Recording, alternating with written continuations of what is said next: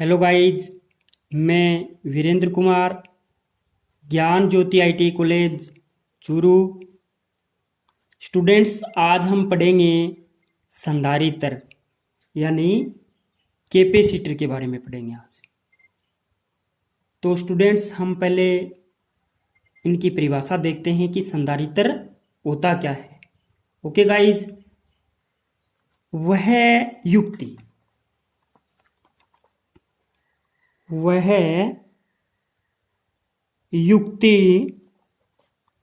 जो आवेशों को वह युक्ति जो आवेश क्या होता है? चार्ज। जो आवेशों को संचित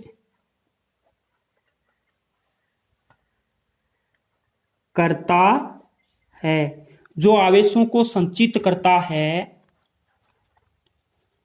जो आवेशों को संचित करता है एवं पुनः छोड़ देता है,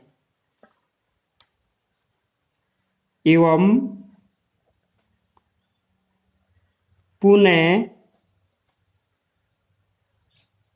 छोड़ देता है, संधारित्र कहलाता है। क्या कहलाता है? संधारित्र। संधारित्र को इंग्लिश में बोलते हैं कैपेसिटर। ये जो पंखे में जो कैपेसिटर लगता है ना, कैपेसिटर, उसकी बात हो रही है। संधारित्र कहलाता है। कई लोग इसको सेल बोलते हैं।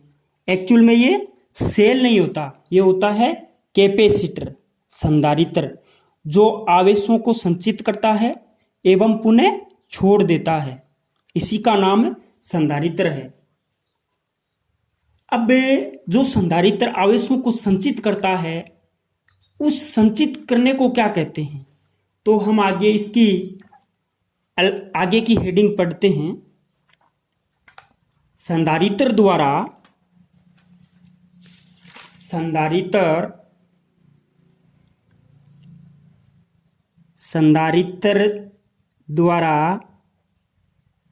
आवेशों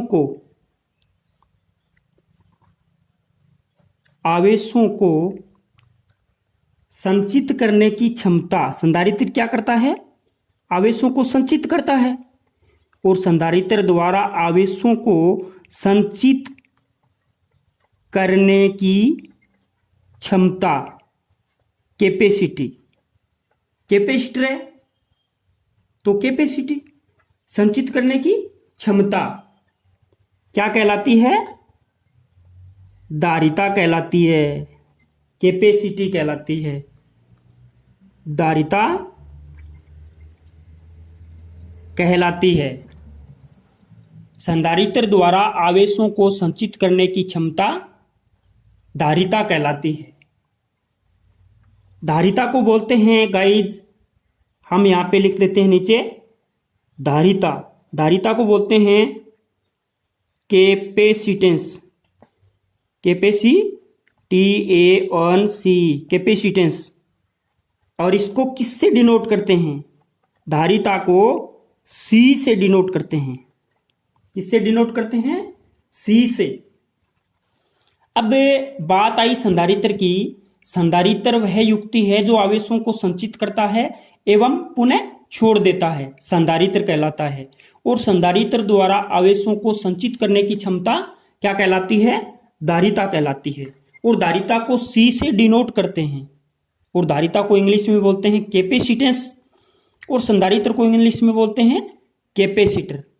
तो गाइज, हमें देखना है कि धारिता का मात्रक क्या होता है, कैपेसिटेंस का मात्रक क्या होता है। सीधा सा क्वेश्चन आ सकता है गाइज, आपके ऑब्जेक्टिव टाइप क्वेश्चन आते हैं। सीधा सा क्वेश्चन आ सकता है कि धारिता का मात्रक क्या होता है। तो हम यहां पे धारिता का मात्रक देखते हैं। धारिता का मात्रक फेरड होता है। क्या होता है? फेरड होता है। धारिता का मात्रक फेरड होता है। ओके गाइज, संधारित्र द्वारा धारा के मार्ग में आगे की एक नई हेडिंग है। धारिता का मात्रक याद रखना, धारिता का मात्रक फेरेड होता है और इसका छोटा मात्रक क्या होता है, माइक्रोफेरेड, जिसको मैं आगे डिटेल से बताऊंगा। माइक्रोफेरेड, मिलीफेरेड, माइक्रोफेरेड, नैनोफेरेड, पिकोफेरेड, फेंटाफेरेड, ये सब बताऊंगा। तो इससे पहले एक नई हेडिंग डालता हूं मैं, और वो आप ध्यान से देखना। संधारित्र द्वारा, संधारित्र भी धारा के मार्ग में बाधा उत्पन्न करता है, हर युक्ति करती है। संधारित्र द्वारा धारा के मार्ग में बाधा, संधारित्र द्वारा धारा के मार्ग में बाधा उत्पन्न करना धारितीय प्रतिघात कहलाता है। क्या कहलाता है, धारितीय प्रतिघात, धारितीय प्रतिघात कहलाता है। कैपेसिटिव रिएक्टेंस कहलाता है। कैपेसिटिव रिएक्टेंस को मैं अक्स सी से डिनोट करता हूं, अक्स सी से। और कैपेसिटिव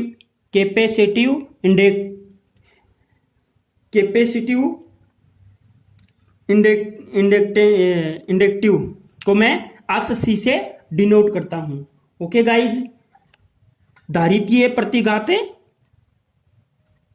कहलाती है। एक होता है इंडक्टिव रिएक्टेंस और एक होता है कैपेसिटिव रिएक्टेंस। कैपेसिटिव रिएक्टेंस से धारितीय प्रतिघात और इंडक्टिव रिएक्टेंस से प्रेरकीय प्रतिघात। प्रेरकीय प्रतिघात को अक्स एल से डिनोट करते हैं, बल्कि धारितीय प्रतिघात को अक्स सी से डिनोट करते हैं। ओके गाइज, तो ये आपको ध्यान रखना है। तो मैं यहां पे अक्स सी का फॉर्मूला लिख देता हूं। आपको सीधा सा क्वेश्चन आ सकता है कि धारितीय प्रतिघात का सूत्र क्या होता है। तो धारितीय प्रतिघात का सूत्र क्या होता है, 1/2πfc, या हम नीचे ये भी लिख सकते हैं 1/ωc, क्योंकि ओमेगा की वैल्यू क्या होती है, ओमेगा की वैल्यू मैंने पहले भी बताई है, ओमेगा की वैल्यू होती है 2πf, जिसमें 2 और पाई का मान फिक्स है, 2 का मान 2 है और f का मान क्या है, f का मान जो सप्लाई फ्रीक्वेंसी होती है वो होता है। ओके गाइज, हमें देखना है कि धारिता का मात्रक तो फेरेड होता है, लेकिन धारितीय प्रतिघात का मात्रक क्या होता है। तो गाइज, धारितीय प्रतिघात का मात्रक ओम होता है। धारितीय प्रतिघात का मात्रक भी ओम होता है, प्रेरकीय प्रतिघात का भी मात्रक ओम होता है और प्रतिरोध का मात्रक भी ओम होता है। ओके गाइज, ये तीनों युक्ति किसी न किसी रूप में धारा के मार्ग में बाधा उत्पन्न करती हैं। ओके गाइज, हमें एक सारणी देखनी है, हमें एक टेबल सी देखनी है कि 1 मिलीफेरेड बराबर कितना होता है। 1 मिलीफेरेड को मैं लिख सकता हूं 10⁻³ फेरेड, जो कि फेरेड क्या है, धारिता का मात्रक है, और धारिता क्या है, कैपेसिटर की क्षमता धारिता है। तो गाइज, 1 मिलीफेरेड बराबर 10⁻³ फेरेड, 1 माइक्रोफेरेड बराबर 10⁻⁶ फेरेड, 1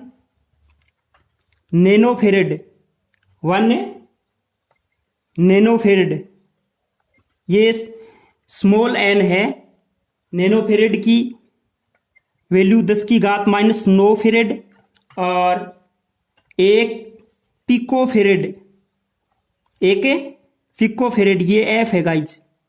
1 पिको फेरेड की वैल्यू 10 की घात -12 फेरेड और 1 फेंटा फेरेड, ये कैपिटल एफ है, इसकी वैल्यू होती है 10 की घात -15 फेरेड। ये कैपेसिटर के धारिता के छोटे मान है, धारिता के छोटे मान है। ओके गाइज, तो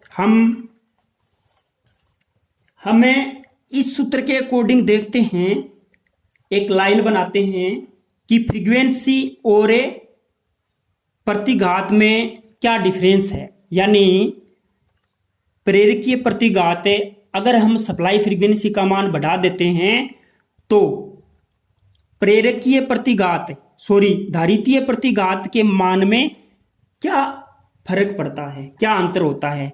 तो मैं यहां पे लिखता हूं धारितीय प्रतिघात, धारितीय प्रतिघात जिसको मैं अक्ष सी से डिनोट करता हूं, जो क्या है आवृत्ति, फ्रीक्वेंसी, आवृत्ति के व्युत्क्रमानुपाती, ये क्या है 1/f है। आवृत्ति के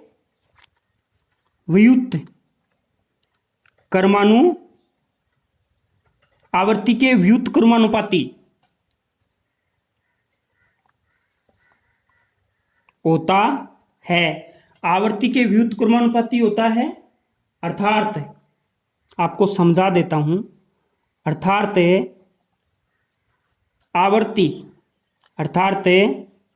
आवृत्ति को बोलते हैं इंग्लिश में फ्रीक्वेंसी, और फ्रीक्वेंसी को एफ से डिनोट करते हैं। आवृत्ति बढ़ने पर ये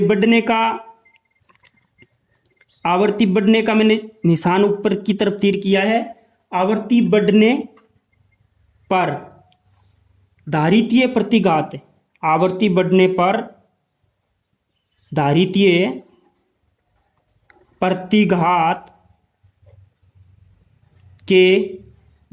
प्रतिघात के मान में कमी आती है, धारितीय प्रतिघात के मान में कमी आती है। यानी अक्ष सी व्युत्क्रमानुपाती 1/f, ये समानुपाती का निशान है, समानुपाती f 1/f। तो गाइस ये फॉर्मूला इसी से निकल के आता है, अक्ष सी समानुपाती 1/f, यानी ये फ्रीक्वेंसी के व्युत्क्रमानुपाती होता है। हमें यहां पे लिख भी सकते हैं इसको, आवृत्ति के व्युत्क्रमानुपाती, आवृत्ति के व्युत्क्रमानुपाती। ओके गाइज, तो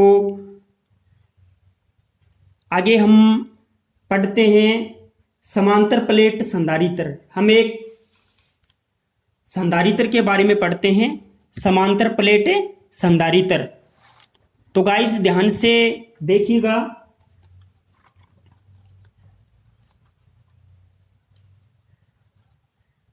समांतर प्लेट संधारित्र, समांतर प्लेट संधारित्र की अगर यहां पे हम बात करें तो ये क्या होती हैं, प्लेटें होती हैं। तो यहां पे क्या है, ये धनात्मक प्लेट है। कौन सी प्लेट है? धनात्मक प्लेट है। और ये नीचे क्या है, ये क्या है, ऋणात्मक प्लेट है। एक धनात्मक प्लेट है और एक ऋणात्मक प्लेट है। और ये संधारित्र के क्या हैं, ये दो सिरे हैं, ये दो टर्मिनल हैं या सिरे हैं। ये प्लेटें क्या होती हैं,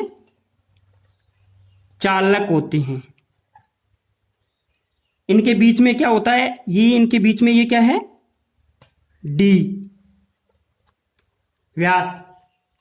और यहां पे क्या होता है, विद्युत क्षेत्र। जो आवेश संचित होता है ना, वो इन्हीं के अंदर संचित होता है। और बीच में क्या भरा होता है, अचालक पदार्थ भरा हुआ होता है, अचालक पदार्थ।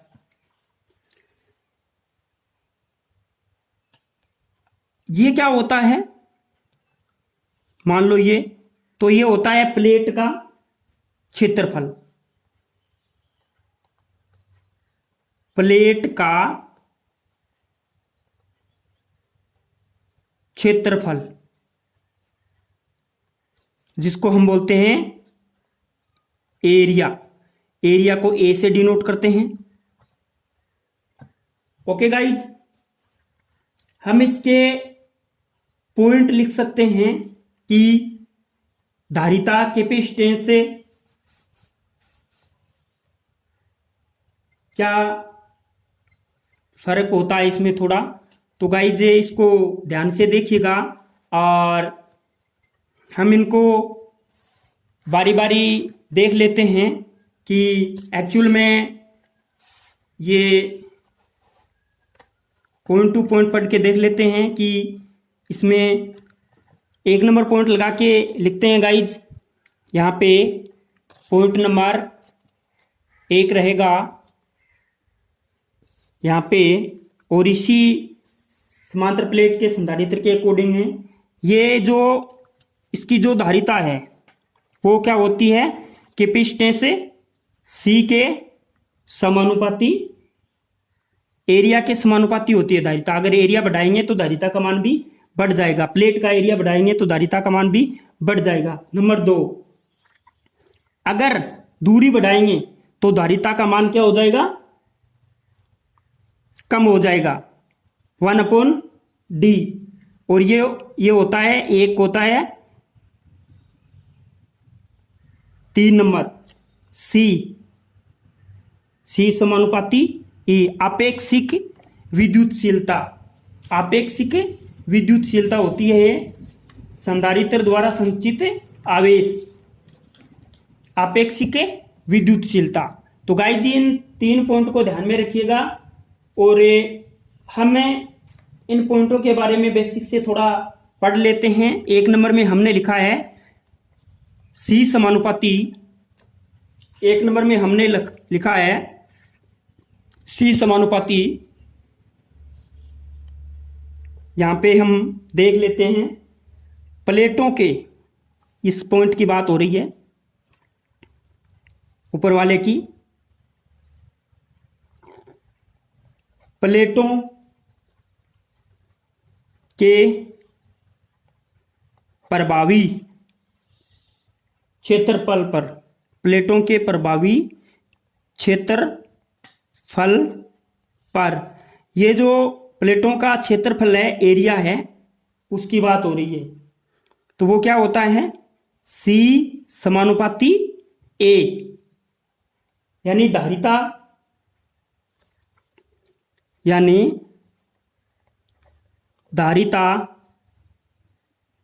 सी प्लेटों के बीच,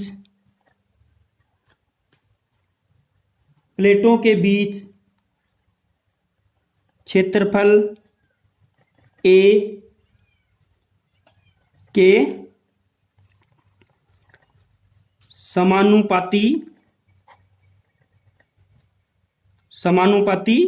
होता है। ओके गाइज, प्लेटों के बीच क्षेत्रफल के समानुपाती होता है। हम 2 नंबर का पॉइंट पढ़ते हैं। 1 नंबर का हमने पढ़ लिया, 2 नंबर का पॉइंट, प्लेटों के बीच की दूरी, प्लेटों के बीच की दूरी, प्लेटों के बीच की दूरी के बारे में अगर बात करें तो धारिता सी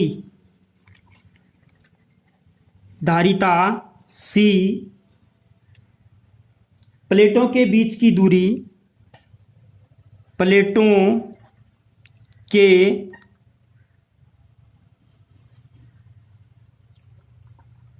प्लेटों के बीच की दूरी के प्लेटों के बीच की दूरी के व्युत्क्रमानुपाती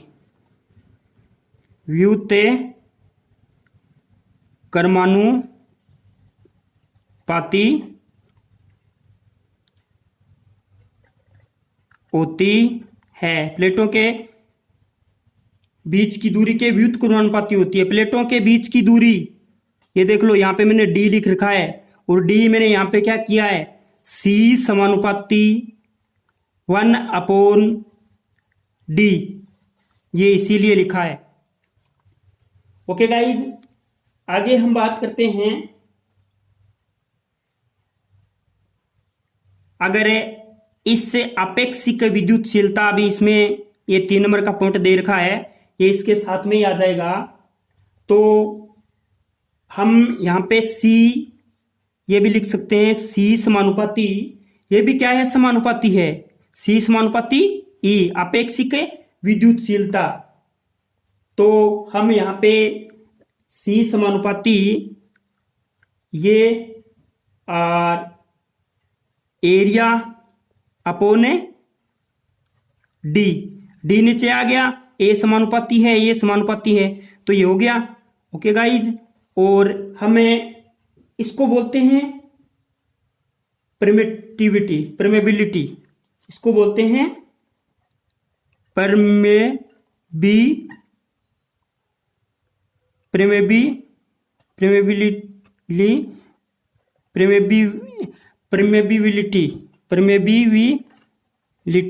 परमेबिलिटी बोलते हैं इसको। ओके गाइज, तो धारिता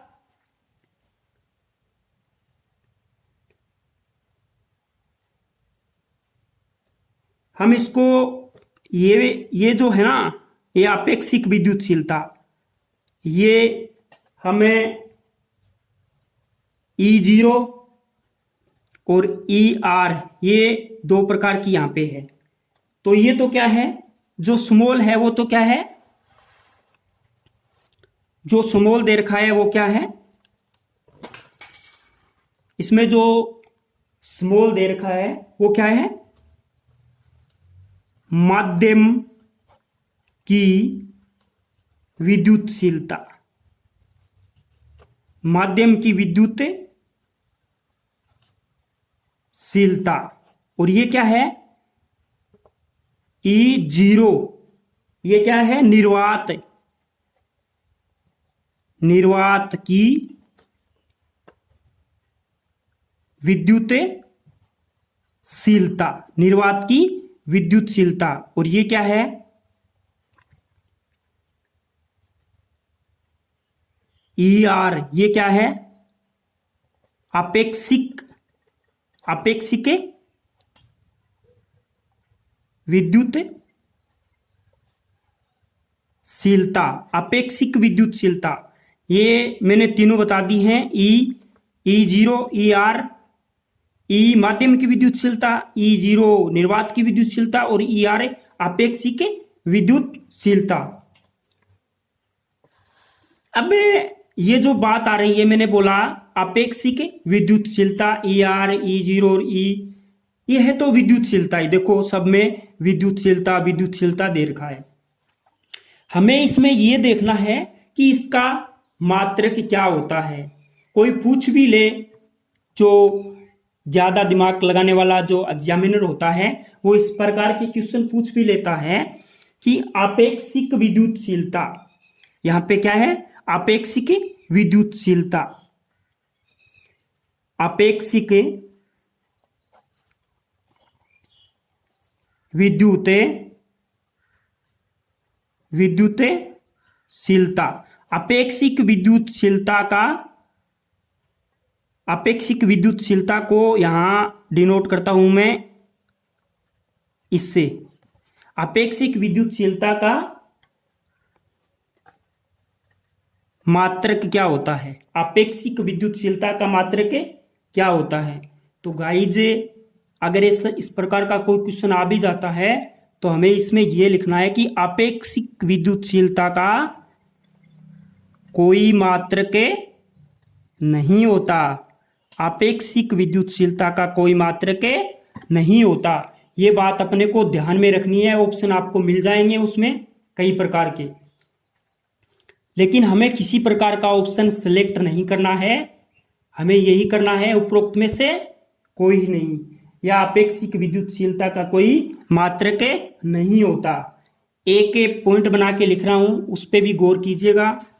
नंबर 1, ओके गाइज, यहां पे एक बेसिक पॉइंट है। एक समांतर प्लेट संधारित्र के एक समांतर प्लेट संधारित्र के प्लेटों के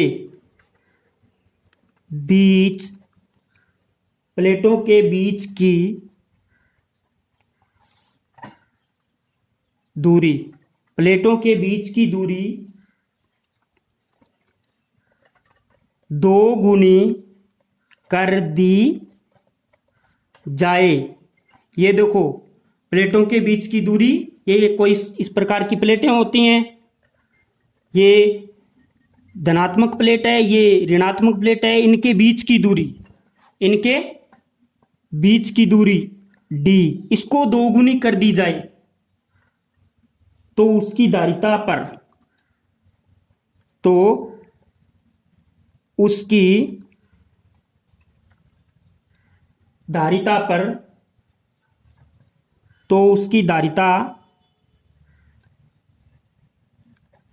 पर क्या प्रभाव पड़ेगा। तो उसकी धारिता पर क्या प्रभाव पड़ेगा। जबकि अन्य राशियां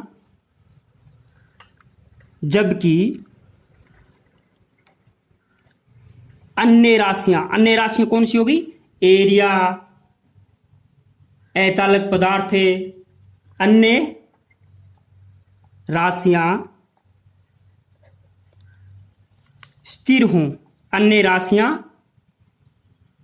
स्थिर हों, यानी उसमें कोई चेंज नहीं किया गया है, अन्य राशियां स्थिर हों। तो गाइज हम इसका हल लिखते हैं कि अन्य राशियां स्थिर होने पर क्या प्रभाव पड़ेगा। तो यहां पे हम लिख सकते हैं प्लेटों के बीच की दूरी 2 गुनी करने पर, प्लेटों के बीच की दूरी 2 गुनी करने पर, अब कोई सोच रहा होगा कि 2 गुनी हो जाएगी, लेकिन ऐसा नहीं होता। प्लेटों के बीच की दूरी 2 गुनी होने पर धारिता को C से डिनोट करता हूं, और धारिता को कैपेसिटेंस बोलते हैं। धारिता C आदि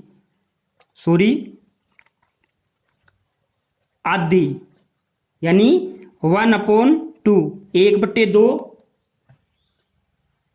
हो जाएगी, 1/2 हो जाएगी। क्वेश्चन को ध्यान से समझिएगा।